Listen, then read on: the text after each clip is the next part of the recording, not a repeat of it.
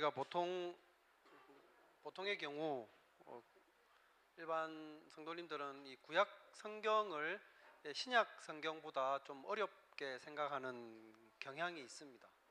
실제로 좀 그런 것 같습니다. 기록된 지 좀 오래된 글이기 때문에 구약 성경을 이해를 하려면 고대 세계의 문화를 좀 이해를 할 필요도 있는 것 같고, 당시 사람들의 또 기록 방식도 이해를 할 필요가 있고, 또 기록된 표현의 의미를 찾아가는 것도 또 어려울 때가 있기 때문에 그렇습니다. 근데 반면에 구약 성경에는 전체가 역사 스토리로 이어져 있기 때문에 읽어가기 좀 편하고, 또 때로는 읽기 재밌는 그런 책들도 있는데, 그 중에 한 책이 우리가 지금 보고 있는 사무엘서입니다. 쭉 스토리로 이렇게 이어져 있는, 이야기처럼 되어져 있는 책이기 때문에 아마 한 몇 번씩 이렇게 읽어보면 전체 그 내용이 쉽게 우리 머리에 들어오게 됩니다. 그런데 아마 여러분들도 때로는 느끼시겠지만, 내용은 그렇게 뻔히 알고 한다 하더라도 가끔씩 그런 내용을 우리가 묵상을 하다 보면 전혀 이전에 느끼지 못하고 생각하지 못했던 그런 내용들이 떠오르게 되고, 또 그런 내용들이 묵상이 될 때가 있습니다. 제가 오늘 여러분과 나누려고 하는 것도 이런 것과 좀 관련이 있습니다. 21장을, 지난주에는 23장을 우리가 봤지 않습니까? 21장을 한 달여 정도 전에 우리가 함께 나누면서 다윗이 사울을 피해 다니느라 매우 굶주린 상황에서 놉 땅에 있는 아히멜렉 제사장에게 갔고, 또 그로부터 떡을 얻어먹었던 내용, 그리고 성전에 있던 도액이라는 사람이 그 사실을 사울에게 달려가서 보고함으로써 놉 땅에서 벌어졌던 살육의 현장, 이런 일들에 대해서 이미 앞에서 나누었었습니다. 근데 제가 그 설교 준비를 하면서 이제 앞에서 우리가 이미 봤던 그런 내용들을 다시 쭉 이렇게 한번 읽어 보다가 21장에 나오는 이 아히멜렉과 도액이라고 하는 사람, 이 인물과 관련을 해서 좀 이전과 달리 묵상이 되어지는 그런 부분들이 있어서 여러분과 그것을 좀 오늘 나누려고 그럽니다. 그래서 이들의 모습을 통해서 우리가 배울 수 있는 신앙의 자세는 무엇일까에 대해서 함께 생각을 해 보려고 그럽니다. 첫 번째는 이제 아히멜렉 제사장입니다.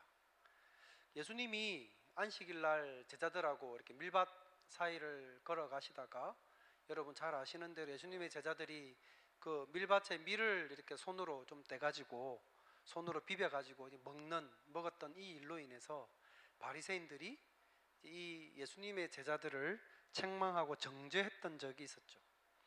그때 예수님이 그 이 아히멜렉 제사장의 예를 들면서 그가 다윗에게 진설병을 제공했던 이 일을 언급을 하십니다. 그래서 이 일을 통해서 예수님이 가르치신 내용이 뭔가 그러면, 하나님은 제사 자체가 아니라 자비를 원하신다 라는 것을 바리새인들에게 가르치셨더랬습니다. 그러니까 예수님의 이러한 해석과 가르침이 옳다는 점에 있어서는 우리가 의심의 여지가 없습니다. 당연히 예수님의 가르침은 옳죠. 그런데 이 예수님의 그 아히멜렉 제사장이 했던 일에 대해서 칭찬하셨던 이 일에 대해서 한편으로 이런 생각이 좀 들게 됩니다. 그러니까 예수님이 오신 이후에 그분에 의해서 구약에 기록되어져 있던 율법의 가르침과 규례들이 새롭게 재해석되는 이 일이 당연히 옳은 것이라고 한다면, 그러면 이 예수님에 의해서 바르게 구약 성경이 해석되어지기까지 그 이전까지의 구약의 율법과 규례는 우리에게 무슨 의미가 있느냐라는 겁니다. 아마 여러분들 가운데도 그런 생각들을 해보신 분들이 있지 않을까 생각합니다. 이것을 사무엘상 21장의 내용 말씀에 적용을 해서 말씀을 드리면 이렇습니다. 그러니까 성전에 그 진설되어 있는 그 떡에 대한 구약의 그 규례가 있습니다. 안식일로부터 그 다음 안식일 전날까지 일주일 동안 그 떡을 성전에다가 잘 진설했다가 일주일 이후에 그것을 내리고 떡을 교체합니다. 그리고 그 내린 진설병은 이 제사장이 거룩한 곳에서 제사장만 먹도록 되어 있습니다. 그러니까 이 규례에 따르면 배고파하는 다윗에게 진설병을 제공했던 이 아히멜렉은 이 구약의 규례를 어긴 셈인 거죠. 근데 예수님은 이 아히멜렉의 예를 들면서 그가 구약 율법을 어겼다고 그랬습니까? 그러지 않았죠. 오히려 아히멜렉의 행동을 칭찬하셨습니다. 그러면 이제 질문이 생기는 거죠. 그러면 레위기에 기록되어져 있는 이런 율법 규정들은 이미 구약 시대 때 하나님에 의해서 주어질 때부터 나중에 후대에 예수님에 의해서 재해석되어지고 그것이 원래 의미대로 깨어지기 위한, 그 의미가 깨어지기 위한 용도였던가라는 생각입니다. 그리고 아히멜렉 제사장도 원래 그 구약의 율법이 갖고 있는 원래의 의미를 그가 잘 알고 있어서 다윗이 왔을 때 그냥 그 구약 말씀의 본질적인 의미를 이 아히멜렉 제사장이 잘 이해하고 있었기 때문에 진설되어 있던 떡을 다윗에게 제공할 수 있었던 걸까? 라는 생각을 우리가 해보게 된다는 겁니다. 그러니까 21장의 내용을 제가 다시 읽어보면서 제 눈에 새롭게 들어왔던 부분이 하나가 있습니다. 그게 뭔가 그러면 다윗이 처음에 아히멜렉에게 왔고 아히멜렉이 다윗에게 묻죠. 당신 혼자 왔느냐? 그러니까 다윗이 뭐라 그럽니까? 아니, 내 부하들은 저기에 지금 매복해 있습니다 라는 이야기를 했죠. 그러면서 아히멜렉이 이런 질문을 던집니다. 21장 4절에 보면 보통 떡은 나의 수중에 없지만 거룩한 떡은 있는데 그 소년들이 여자를 가까이만 하지 않았으면 내가 줄 것이다 라고 이야기를 했습니다. 그러니까 떡을 주기 전에 아히멜렉 제사장은 다윗의 병사들이 그동안 여자를 가까이 했는지 안 했는지의 여부를 물었습니다. 왜 물었겠습니까? 임무를 수행하고 있는 중에는 이 성관계를 금지하는 그 규례가 있었기 때문이었거든요. 그러니까 아히멜렉 제사장이 이 질문을 다윗에게 했다는 말은 적어도 이 다윗의 병사들이 성전에 차려져 있던 진설병을 먹을 수 있는 최소한의 자격을 갖추고 있는지의 여부를 확인하고자 했다는 겁니다. 그렇겠죠? 다시 말씀을 드려서 아히멜렉이 다윗에게 떡을 진설병을 성전에 올려놓았던 진설병을 다윗에게 줬던 것은 단순히 그가 구약의 율법 조문은 소홀히 여기고 그 율법의 본래 정신만을 바르게 잘 알고 중요하게 여겼기 때문에 그 떡을 준 것이 아니었다는 이야기입니다. 그러니까 작전 중에 여자를 가까이 하지 않아야 된다라고 하는 이 규정을 만약에 다윗의 병사들이 어기게 되었거나 아니면 작전을 하는 게 아닌 예를 들어서 다윗의 병사들이 무슨 휴가를 왔거나 다른 목적을 위해서 와 있는데 와가지고 우리가 배고프니까 우리에게 주십시오 라고 했다고 한다면 아히멜렉이라 하더라도 그 진설병을 다윗과 그 병사들에게 주지 않았을 것이라는 이야기입니다. 정리를 하면 이렇습니다. 아히멜렉 제사장은 율법이 말하는 본질적인 면과 그 정신을 잘 생각하고 있으면서도 동시에 율법이 말씀하고 있는 그 조문을 소홀히 여기지도 않았다는 겁니다. 그러니까 당신의 병사들이 작전 수행을 하면서 이런 일을 하지 않았습니까? 라고 아히멜렉이 물었을 때 그것은 그 율법 조문이 갖고 있는 의미를 분명히 질문했고 그것의 자격이 미달이 될 때에는 진설병을 주려고 하지 않았던 것이 분명하다는 겁니다. 저는 이 말씀을 보면서 여기서 보여준 이 아히멜렉 제사장의 이런 점이 오늘날 우리가 신앙생활을 하는 데 있어서 좋은 교훈을 준다고 생각을 합니다. 우리가 성경 말씀을 우리의 생활과 삶에 적용을 함에 있어서 어떤 경우들은 실제로 구약에 기록되어 있는 율법 규정이나 관습을 무시해도 되거나 오히려 무시하는 것이 더 옳고 바를 때가 있습니다. 예를 들면 갈라디아서에서 바울 사도가 갈라디아 성도들에게 너희가 날과 달과 절기와 해를 지키니 은혜가 소용없다라고 이야기를 저들을 책망했던 적이 있죠. 그러니까 갈라디아 성도들이 날과 달과 절기를 지키는 이것은 하나님의 은혜를 받은 사람으로서는 더 이상 그것을 나를 지키는 것이 중요한 게 아니라는 것을 바울 사도가 저들에게 말하려 했던 겁니다. 그것은 구약에 기록되어 있는 율법을 거절하고 지키지 않는 것이 하나님의 은혜를 제대로 받은 사람의 마땅한 자세라는 것을 바울 사도가 이야기를 했던 거였죠.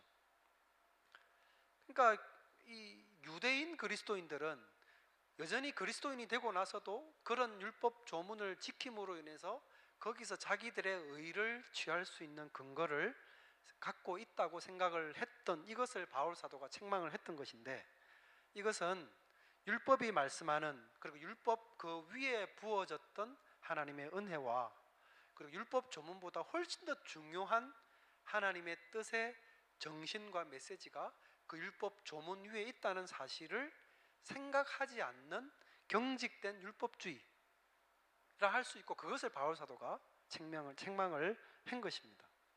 자, 그런데 이제 이런 게 과거 유대인 그리스도인들이 갖고 있었던, 그리고 탈피했어야만 했던 저들의 잘못된 사고라고 한다면, 그러면 오늘날 우리들에게 필요한 그 적용이 가능한 가르침의 내용은 뭐냐는 거죠. 그것은 과거 유대인 그리스도인들이 갖고 있었던 것과는 정반대 어느 쪽에 있는 어떤 그런 내용입니다.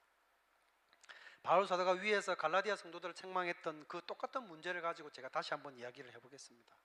그 사람들은 날과 달과 절기를 지키는 것이 문제였죠. 바울 사도가 은혜되지 못하게 하는 행위라고 하면서 책망을 했던 이유였습니다. 그렇다면 오늘날 우리들의 문제는 그 날들을 더 이상 지키는 날로 인식하지 않기 때문에 나타날 수 있는 문제라고 할 수 있는 겁니다. 우리가 여러분 잘 아시듯이 오늘 같은 주일은 주님의 부활을 기억하고 부활의 은혜가 우리에게 부어진 것을 감사하며 예배드리는 날이 주일입니다. 그렇기 때문에 구약의 안식일처럼 우리가 지키는 날이 아니죠. 근데 우리는 그것을 잘 알고 있기 때문에 구약 백성들처럼 주일을 그런 방식으로 지키려 하지는 않습니다. 다만 이제 문제는 제가 생각할 때 다른 데서 나타납니다. 주일이 지키는 날이 아니기 때문에 그런 이유로 너무나도 자유롭게 주일을 우리의 편의를 위해서 사용하는 경향이 나타날 수 있다는 거죠. 너무나 자유하는 마음으로 주일이 우리에게 주는 의미를 망각하고, 또는 주일은 더 이상 지키는 날이 아니기 때문에 부담 없이 우리가 무슨 여행 계획을 세우는데 주일을 포함시켜서 그렇게 계획을 잡기도 하고, 또는 우리의 자녀들이 주일날 하는 여러 가지 바깥에서 액티비티가 있지 않습니까? 근데 그런 액티비티가 하나님께 드리는 예배와 시간이 겹침에도 불구하고 주일은 지키는 날이 아니기 때문에 큰 마음의 부담 없이, 거리낌 없이 그 액티비티를 그대로 하는 것을 도와주거나 하는데 데려가거나 하는 일을 우리는 서스럼 없이 하고 있다는 겁니다. 제가 이 말씀을 가만히 이제 좀 생각을 해보면서 참 공교롭게도 지난 주간에 우리가 하프텀이었지 않습니까? 그래서 우리 여러 가정들이 또 주일을 포함해서 여행들을 다녀오고 하셨는데, 저거를 내들으라고 하는 소린가 하실 수 있을 것 같아서 염려가 되긴 했으나 그런 차원의 말은 아니고 우리가 이 주님의 나를 어떤 방식으로 생각하고 받아들이고 이해해야 되는가 하는 부분에 대해서 사실은 함께 고민을 하고 생각을 해야 되는 부분입니다. 비단 지난 주간에 여행을 다녀오신 그런 분들뿐만 아니라 이 자리에 앉아 계신 저를 포함한 우리 모두가 이 주님의 날이 우리에게 주는 의미가 무엇인가 하는 것들을 이런 아히멜렉의 그 태도와 자세를 통해서 한번 반추해 보자는 것입니다. 그래서 이런 문제와 관련해서 오늘날의 아히멜렉이, 과거의 아히멜렉이 있다고 한다면 그럼 그 아히멜렉은 이런 날과 관련해서 어떤 자세를 취했을까를 우리가 생각을 해보자는 겁니다. 예를 들어서 운전을 내가 하는데 속도 위반을 하지 말아야 되는데 속도 위반을 하거나 교통신호를 위반함으로써 어떤 누군가를 돕거나 구할 수 있는 일이 생겼다고 한다면, 오늘의 아히멜렉이라고 한다면 그런 위반들은 분명히 괜찮다고 이야기를 할 겁니다. 사람을 살리는 것이나 필요한 유익을 위해서 하는 일이기 때문에. 하지만 동시에 그런 것과는 다른 어떤 하찮은 목적을 위해서 이런 규정들을 무시하고 어기는 것을 오늘날의 아히멜렉이라면 동의하지는 않을 거라는 거죠. 똑같은 방식으로 말씀드렸던 주일에 관해서 이야기를 해보겠습니다. 오늘날의 아히멜렉이 있다고 한다면 이 주일날 어떤 누군가의 영적 유익을 위한 일을 하기 위해서 혹 그게 주일날 주일 예배를 빠지게 되는 일이 있다 하더라도, 만약에 누군가 영적 유익을 위한 목적이 있었다고 한다면 당연히 오늘날의 아히멜렉이라고 하면 그런 일은 괜찮다고 이야기를 했을 겁니다. 하지만 주님의 날을 가볍게 여기고 자기 편의를 위해서 거리낌 없이 그 주님의 날을 사용하려 한다고 하면 오늘날의 아히멜렉은 그것에 반대할 것입니다. 그런 생각은 우리들뿐만 아니라 사실은 우리 자녀들에게 매우 나쁜 해악을 끼친다고 저는 생각합니다. 주일날은 그렇게 해도 된다고 아이들은 부모님을 통해서 배우게 될 겁니다. 그리고 그렇게 부모님으로부터 배운 주일에 대한 인식은 나중에 많은 말로 가르쳐도 쉽게 배우지 않습니다. 부모님의 행동을 통해서 이미 배운 게 있는데 주일날 야야 예배 드리러 교회 가야지 하는 그 말이 얼마나 무게 있게 들리게 될까요? 그것은 위에서 말씀을 드렸던 유대인들의 아주 경직된 율법주의와 못지않게 어쩌면 더 심각한 해악을 낳는다고 생각합니다. 만약에 여러분의 자녀들이 자라면서 정말로 예배를 중요하게 여기는 자녀가 되기를 여러분이 바라고 있으시다면 이 아이들이 어릴 때부터 주일이 구별된 날이라는 것을 가르치시기를 바랍니다. 그런 차원에서 우리는 이 아히멜렉을 배울 필요가 있다고 생각합니다. 그는 율법의 정신과 율법이 가르치고자 하는 본질을 실제 생활에서 적용할 줄 아는 사람이었습니다.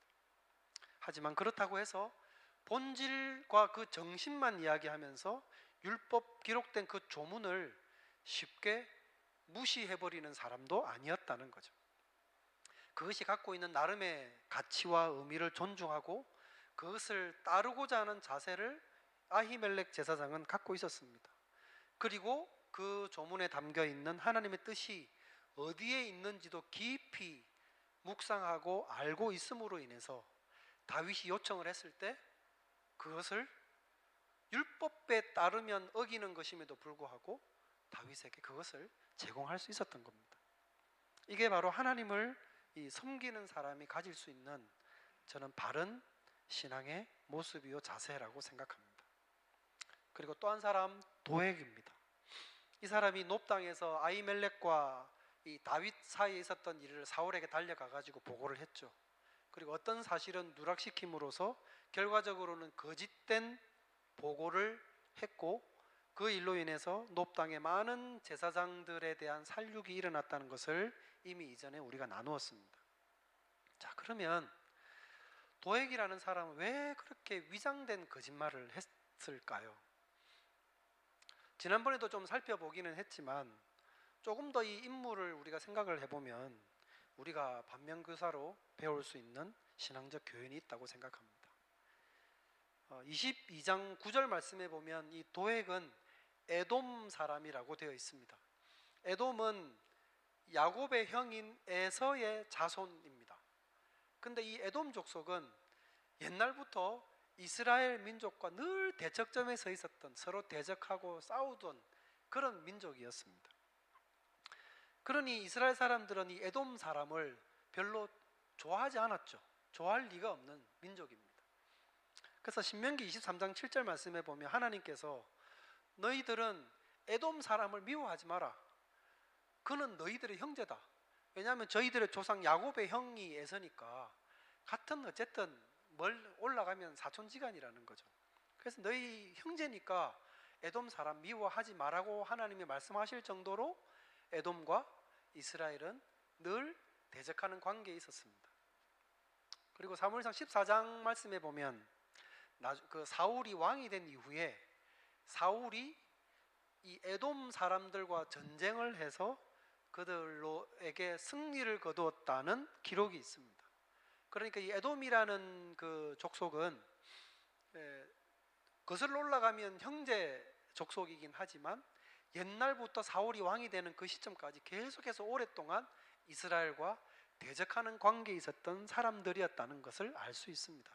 그러니 이 에돔 사람이었던 도액이 이 사울 왕의 신임을 얻기 위해서는 뭔가 특별한 공이 필요했던 거죠.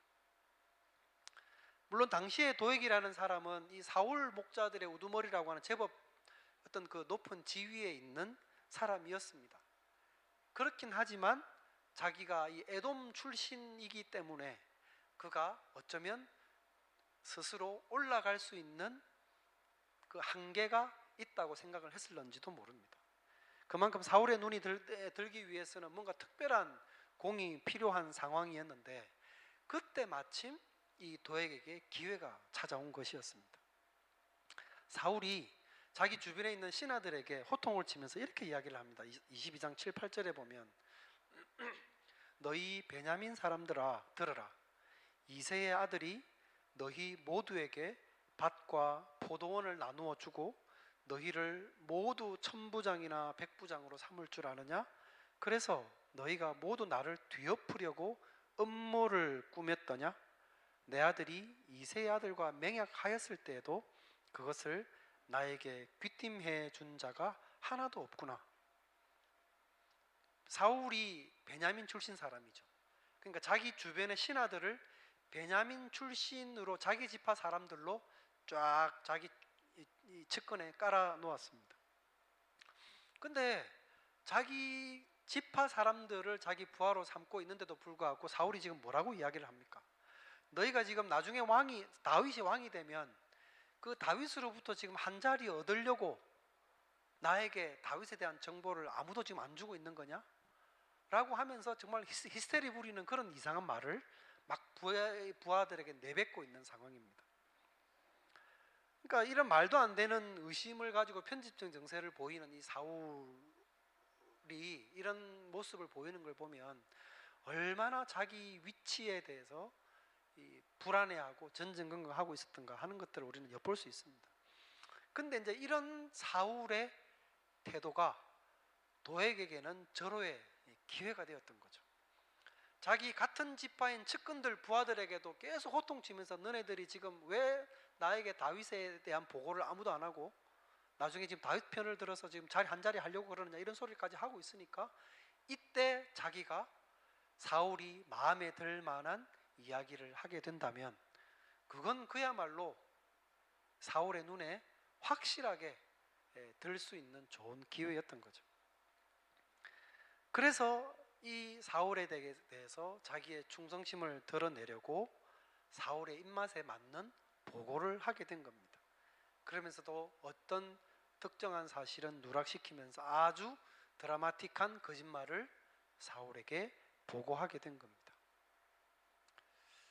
계시록 말씀에 보면 이 진리의 말씀에 대해서도 어떤 사실을 누락시키거나 더하는 것의 위험에 대해서 경고하는 메시지가 있습니다. 22장 18, 19절 말씀에 보면 요한계시록에 내가 이 두루마리의 예언의 말씀을 듣는 모든 사람에게 증언하노니 만일 누구든지 이것들 외에 더하면 하나님이 이 두루마리에 기록된 재앙들을 그에게 더할 것이요 만일 누구든지 이 두루마리의 예언의 말씀에 제하여 버리면 하나님이 이 두루마리에 기록된 생명나무와 및 거룩한 성에 참여함을 제하여 버릴 것이다.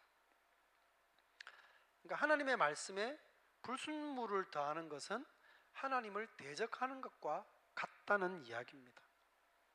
왜 이단이 나쁘냐? 뒤가 다르기 때문이죠.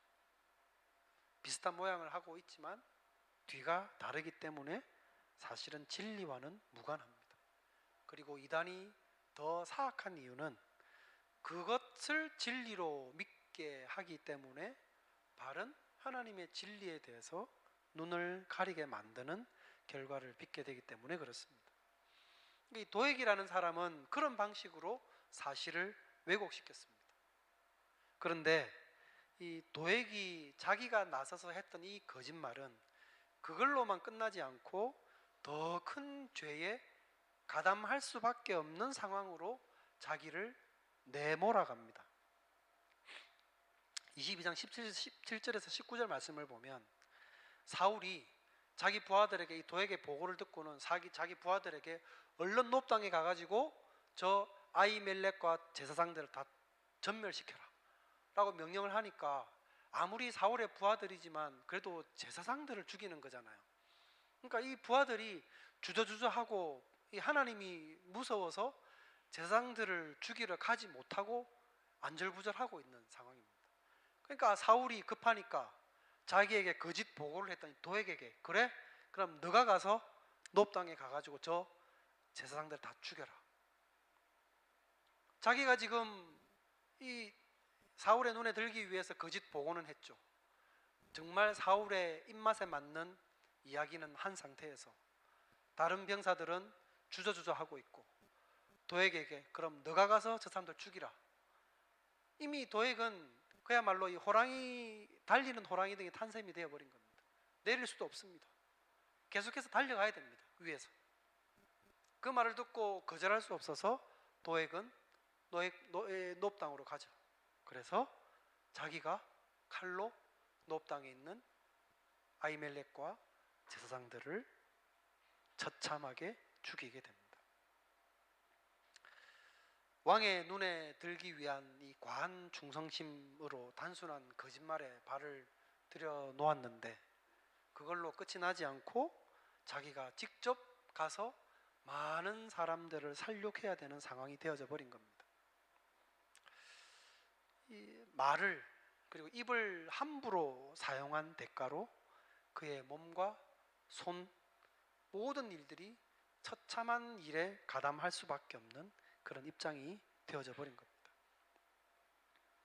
시편 말씀에 보면 다윗이 적은 시편 중에 이 도액에 대해서 적은 시가 있습니다. 시편 52편에 보면 제목이 이렇게 달려 있습니다. 에돔 사람 도액이 사울에게 이르러 다윗이 아히멜렉의 집에 왔다고 그에게 말하던 때에 라고 제목이 붙어 있습니다. 조금 길긴 한데 1절에서 5절까지 내용을 읽어드리면 이렇습니다. 시편 52편 포악한 자여 네가 어찌하여 악한 계획을 스스로 자랑하는가. 하나님의 인자하심은 항상 있도다. 너의 혀가 심한 악을 꾀하여 날카로운 삭도같이 간사를 행하는도다. 네가 선보다 악을 사랑하며 의를 말함보다 거짓을 사랑하는도다. 간사한 혀여 너는 남을 해치는 모든 말을 좋아하는도다. 그런즉 하나님이 영원히 너를 멸하시며 너를 붙잡아 너의 장막에서 뽑아내며 살아있는 땅에서 너의 뿌리를 빼시리로다. 그러니까 도액의 일을 듣고 알게 된 다윗이 이러한 노래를 적으면서 도액을 비난했던 거죠. 예수님은 사단을 가리켜서 거짓의 아비라고 말씀하셨습니다.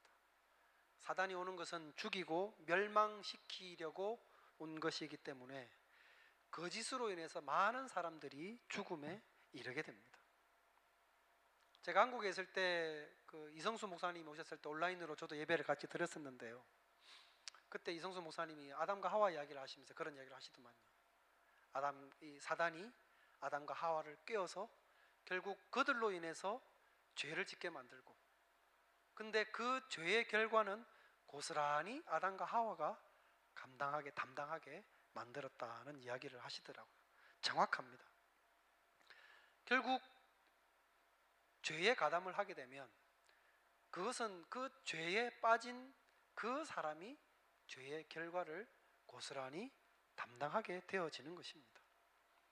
오늘 본문에 나와 있는 이 도액이라는 사람의 경우처럼 사소해 보이는, 어쩌면 그냥 사울의 눈에 들기 위한 목적으로 거짓말을 섞어 이야기를 했을 뿐인데, 그게 또 다른 거짓을 낳게 만들고 더 이상 발을 뺄 수도 없는 소용돌이에 빠지게 만들고, 그러므로서 스스로 사단이 하는 사람을 죽이고 살육하는 그런 일에 가담할 수밖에 없게 만드는, 결국 이게 누구로부터 온 것입니까?